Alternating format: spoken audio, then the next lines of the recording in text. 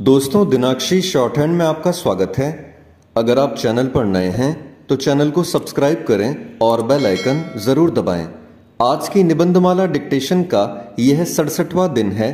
अगर आपको उस डिक्टेशन की एडवांस आउटलाइंस और वाक्यांश की आवश्यकता है तो आप हमारा स्पेशल पेड बैच ज्वाइन कर सकते हैं। हमारे पेड बैच में दी गई एडवांस आउटलाइंस और वाक्यांश की सहायता से आप शॉर्ट हैंड को 120 प्लस की गति में लिखने में सक्षम होंगे। इस बैच को ज्वाइन करने के लिए आप डिस्क्रिप्शन बॉक्स में दिए गए मोबाइल नंबर पर व्हाट्सएप कर सकते हैं। तो चलिए डिक्टेशन को स्टार्ट करते हैं। डिक्टेशन 5 सेकंड बाद स्टार्ट होगी। Ready, start.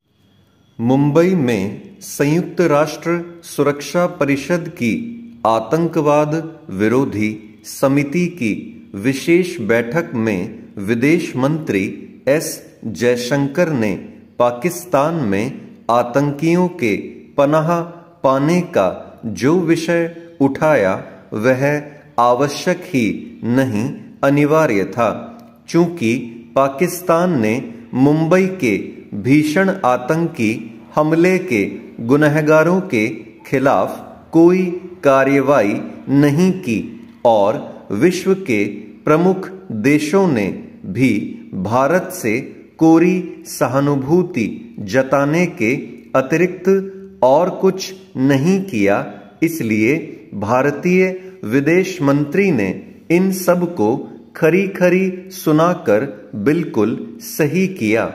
उन्होंने पाकिस्तान के साथ चीन को भी कटघरे में खड़ा किया। भले ही इस बैठक में चीनी प्रतिनिधि ने आतंकवाद को खत्म करने की बात कही हो, लेकिन इस समय चीन पाकिस्तान पोषित आतंकी संगठनों का सबसे बड़ा मददगार है। वह जिस तरह संयुक्त राष्ट्र सुरक्षा परिषद की ओर से पाकिस्तानी आतंकियों को प्रतिबंधित करने के प्रस्तावों पर अड़ंगा लगाने में लगा हुआ है, उसे देखते हुए यही कहा जा सकता है कि वह आतंकवाद पर चिंता जताने के नाम पर ढोंग कर रहा है। भारत यह नहीं भूल सकता कि चीन जिन पाकिस्तानी आतंकियों की ढाल बना हुआ है वे सब भारत के लिए खतरा बने हुए हैं। इनमें से एक वह साजिद मीर भी है जो मुंबई में हमला करने वाले आतंकियों को फोन से निर्देशित कर रहा था। सुरक्षा परिषद की आतंकवाद विरोधी समिति की विशेष बैठक में साजिद मीर का ऑडियो सुनाकर भारत ने पाकिस्तान के साथ चीन को बेनकाब अवश्य किया, लेकिन इसमें संदेह है कि इससे इन दोनों देशों की सेहत पर कोई असर पड़ेगा। ये दोनों देश आतंकवाद को लेकर जिन नीतियों पर चल रहे हैं वे आतंकियों का दुस्साहस बढ़ाने और विश्व समुदाय की आंखों में धूल झोंकने वाली ही हैं। विश्व समुदाय और विशेष रूप से अमेरिका एवं उसके सहयोगी पश्चिमी देशों को पाकिस्तान पर इसके लिए दबाव बनाना ही होगा कि वह मुंबई हमले के गुनहगारों के खिलाफ कठोर कार्रवाई करे।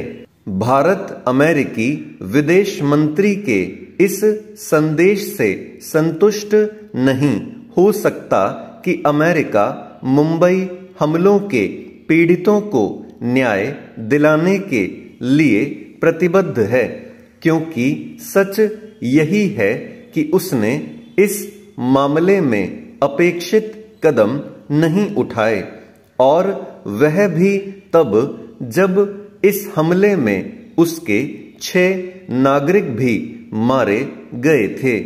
अमेरिका की प्रतिबद्धता को लेकर इसलिए सवाल उठते हैं क्योंकि उसने मुंबई हमले की साजिश में शामिल रहे पाकिस्तानी मूल के अमेरिकी नागरिक सैयद दाऊद गिलानी उर्फ डेविड कोलमैन हेडली को भारत के हवाले करने से इनकार किया था। भले ही मुंबई हमले को 14 वर्ष बीत गए हों, लेकिन भारत इसकी अनदेखी नहीं कर सकता कि इस हमले की साजिश रचने वाले पाकिस्तान में खुलेआम घूम रहे हैं।